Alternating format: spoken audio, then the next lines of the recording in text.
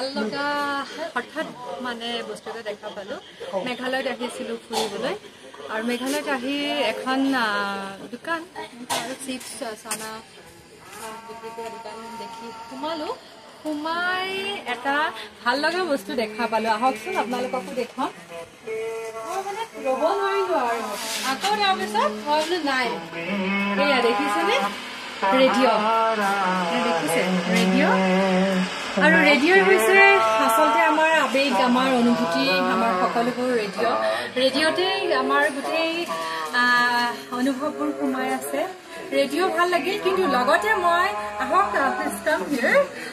এগৰাকী খাচী তেখেত তেওঁক মই সুধিলো যে ৰেডিঅ' কোনে শুনে কিন্তু অলপমান ভাষাৰ অসুবিধা তেওঁ ইংৰাজী বুজি নাপায় কিন্তু মই বুজি পাইছোঁ তেওঁৱে শুনে আৰু মই কৈ দিছোঁ যে মই ৰেডিঅ' এনাউন্সাৰ হয় ভাল লাগিল তেওঁ ৰেডিঅ' শুনে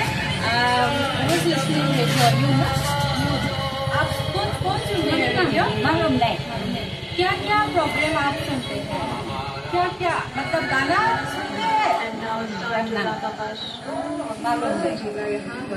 आप रेडियो में कौन सा प्रोग्राम आपका सबसे फेवरेट है ओके प्लीज कम हियर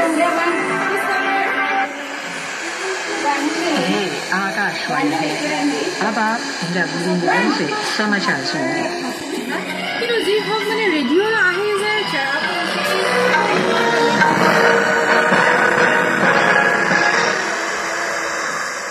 संसद के दोनों सदनों की कार्यवाही विपक्ष के हंगामे के कारण हिंदी बातरी এতিয়া মই কথা পাতিম actually I am the announcer of All India radio' Guwahati so may I know who is listening radio'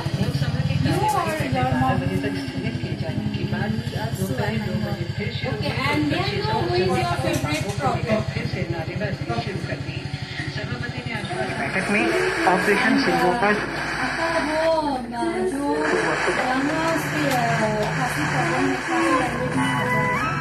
खासी लैंग्वेज में कौन सा आपका सबसे अच्छा मतलब फेवरेट प्रोग्राम कौन सा है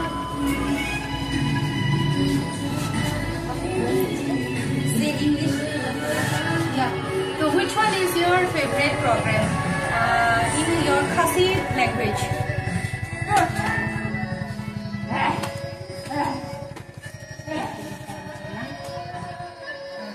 No language program ভাষাৰ যেহেতু অসুবিধা কিন্তু একো নাই কথাটো হৈছে এনেকুৱা ৰেডিঅ' বুজিবৰ কাৰণে বা শুনিবৰ কাৰণে আচলতে ভাষা কেতিয়াও অসুবিধা হ'ব নালাগে কাৰণ ৰিদমটো গানৰ কাৰণেতো কেতিয়াও আচলতে সংগীতৰ কোনো ভাষা নাথাকে গতিকে তেওঁ সেইটোৱে ক'লে সেইটোৱে বুজালে সংগীতৰ কোনো ভাষা নাই ৰিদমটো আমি ফ'ল' কৰোঁ ইমান ভাল লাগিল যে মই আহি চেৰাপুঞ্জীত ৰেডিঅ' পালোঁ আৰু বিশেষকৈ ৰেডিঅ' মানে আবেগ আৰু মই ৰ'ব নোৱাৰি ভিডিঅ' এটা বনালোঁ আৰু সেই ভদ্ৰ মহিলাগৰাকীৰ লগত কথা পাতিব চেষ্টা কৰিলোঁ যদিও তেওঁ বুজি নাপায় তেওঁ ইংৰাজী বুজি নাপায় হিন্দীও বুজি নাপায় তথাপিও তেওঁ যিখিনি নন ভাৰ্বেল কমিউনিকেশ্যন মানে কৰিলে মই বুজি পাইছোঁ তেওঁৱে ৰেডিঅ' শুনে যেনেকৈ আমাৰ দেউতা আইতা ককাহঁতে শুনিছিলে ঠিক তেনেকৈ কথা অসম বুলি নহয় এতিয়া গম পালে ন উত্তৰ পূৰ্বাঞ্চল তথা ভাৰতত আচলতে এনেকুৱা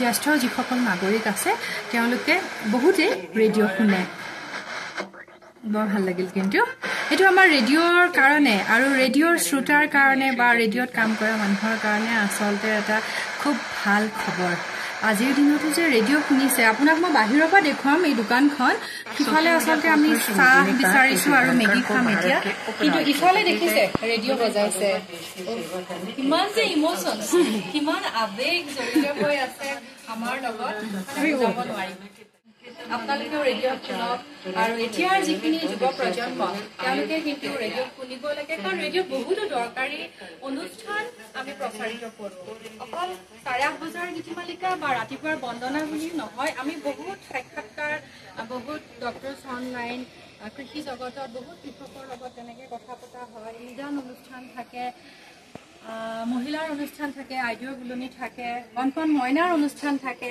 গতিকে এনেকুৱা বহুত অনুষ্ঠান থাকে। আপোনালোকে ৰেডিঅ' শুনক, ভাষাৰ কথা নাহে। ইয়াত মই বৰ্তমান আছোঁ চৌৰা চেৰাপুঞ্জীত, কিন্তু অসম বা যিকোনো ঠাইতে আচলতে ৰেডিঅ' যিহেতু এটা জনপ্ৰিয়তা আছে ৰেডিঅ'ৰ পূৰ্বৰে পৰা, গতিকে ৰেডিঅ' শুনক। কিন্তু আমি খুব সুখী হ'ম ৰেডিঅ' শুনিলে। ৰেডিঅ' প্ৰচাৰ কৰক, ৰেডিঅ'ৰ যিমান প্ৰচাৰ হ'ব সিমান জ্ঞান বাঢ়িব এতিয়াৰ ল'ৰা ছোৱালীৰ। ৰেডিঅ' শিকক, ভাষাৰ বিশেষকৈ ভাষাৰ যিখিনি শুদ্ধতা ৰেডিঅ'ৰ পৰা আহে। আমাক ৰেডিঅ'ই কিন্তু বহুত শিকাইছে।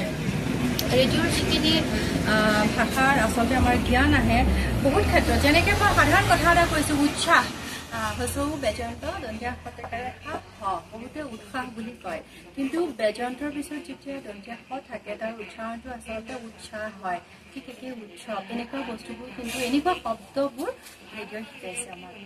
ৰেডিঅ' সেইকাৰণে সকলোৱে শিকক। থেংক ইউ, ধন্যবাদ।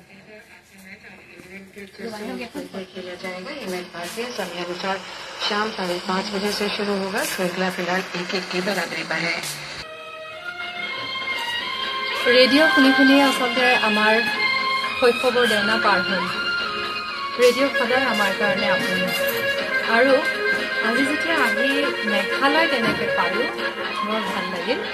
দেখিছে এওঁলোকে এনেকৈ এতিয়া উঠি গৈছে আচলতে ভিডিঅ' কৰা দেখা পাই, মানে ৰেডিঅ'টো লগাই লৈ তেওঁলোকে ৰেডিঅ' শুনে। ইমান এটা মানে ভাল লাগিছে ন। আজিও যে ৰেডিঅ'ৰ ইমান জনপ্ৰিয়তা আছে আমি কৈ থাকোঁ, হয়, কিন্তু যেতিয়া আমি সঁচাই দেখা পাওঁ নিশ্চয়কৈ কিন্তু আমাৰ ভাল লাগে দেই। আৰু তেওঁলোকৰ লগত মই কথা পাতিলোঁ। ভাষাৰ অলপ অসুবিধা, মানে ইংৰাজী বা হিন্দী তেওঁলোকে বুজি নাপায়, কিন্তু এইটো কথা কৈছে, নাতিনীয়ে কৈছে যে তেওঁলোকে প্ৰধানকৈ গান শুনে ৰেডিঅ'ত।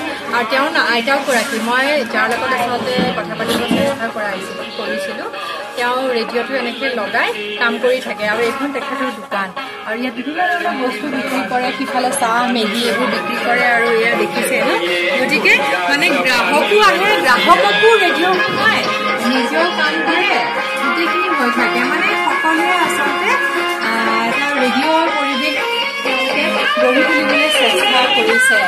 বহিয়ে আছিলে, জাষ্ট মই ভিডিঅ' কৰোঁতে লাজ কৰিলে তেওঁলোক উঠি গৈছে। সকলোকে সেইকাৰণে কৈছোঁ ৰেডিঅ'ৰ বিলুকে জনপ্ৰিয়তাটো মানে বাঢ়িব লাগে। ৰেডিঅ' শুনক, এতিয়া যুৱ প্ৰজন্ম ওলাই আহক, ৰেডিঅ' শুনক, ৰেডিঅ'ত কাম কৰিবলৈ তেওঁলোক আগবাঢ়ি আহক, ভাল লাগিব। চাই থাকিব, শুনি থাকিব আকাশবাণী গুৱাহাটী।